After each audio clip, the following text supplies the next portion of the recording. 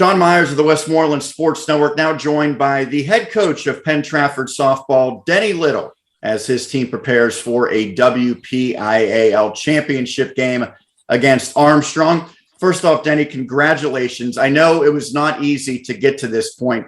Your team had to come from behind in the semifinals, a one-run victory against Chartiers Valley. What stood out about that team's performance and your victory in the semis? Just the resilience. I mean, they and they're able, their ability to stick with the game and basically hold the other team where they're at. So we have an opportunity to come back, and their mental toughness and their resilience really showed through during that game.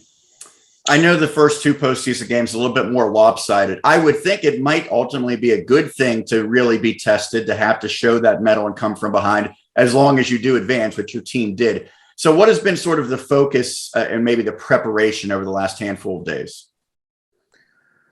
Really getting back to basics. Yeah, it's just when you have a game like that, it's a nice wake up call that we got to get back to some basics with our hitting and our moving the runners around and executing the little things and the small things to push those runs around and score them when you have the opportunity. So getting back to basics, basically.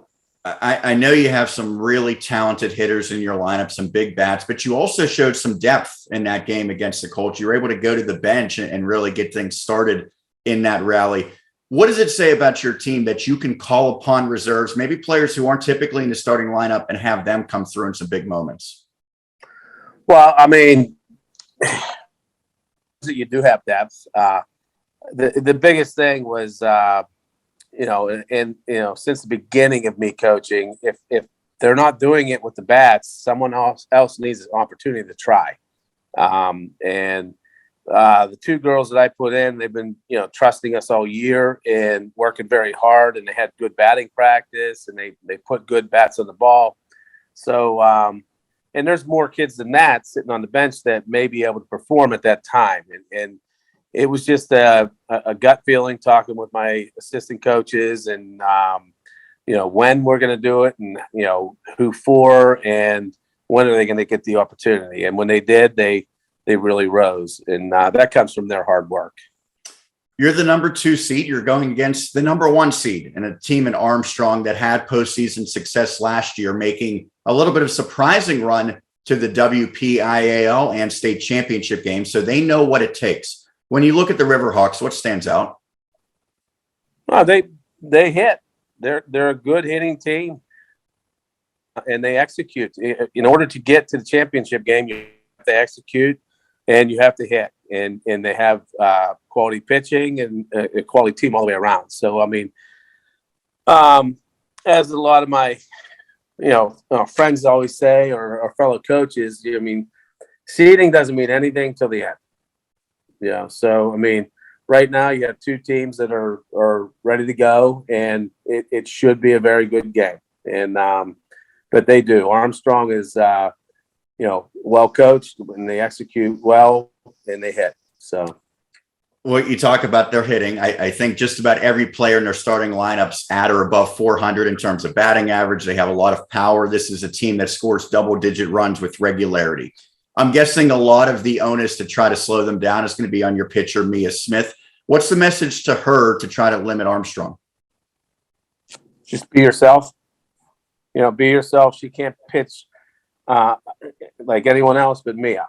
And she also ran across some very good hitting teams, and they have scored some runs, but you got to contain, and you may give up a big hit, but you got to be able to contain that, and then, give your team an opportunity to score the same amount of runs.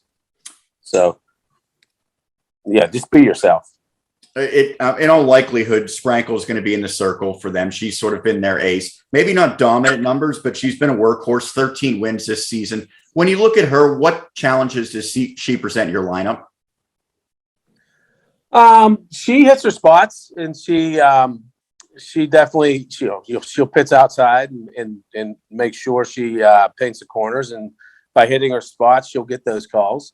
And you typically have to hit her pitch, if you want to if you want to be, hit against her, you have to hit her pitch. And so we have to learn how to hit her pitch and, where does she pitch? And but she's a quality pitcher. She has 13 wins, like you said. So. You go back to winning a state title in 2019. You were at the helm. Mia played a key role. She was basically the closer on that team. But other than that, I don't think that anyone on your team now really played an instrumental role in that championship run. Do you have to say anything to the girls to get them prepared for playing on what is obviously the biggest stage of their career when you go to Lily Field? It's important to prepare the girls for what they're going to see in the field. Really good help in that is Mia. We sat down and talked when we knew we were making a championship game after the Chartiers win. And Mia and the Raps that were there and Hannah Allen, they were all at that game and through those playoffs. And, you try to tell them and warn them, but then the other girls, kind of come in and say, yeah, it's a big stage, but, we just have to go out there and do what we always do. So the other girls experiencing that really helps out. And the younger girls really look up to it and start understanding it. Lastly, what are the biggest keys to success to win that championship? Well, you said it, pitching and hitting, and pitching and trying to keep them not hitting.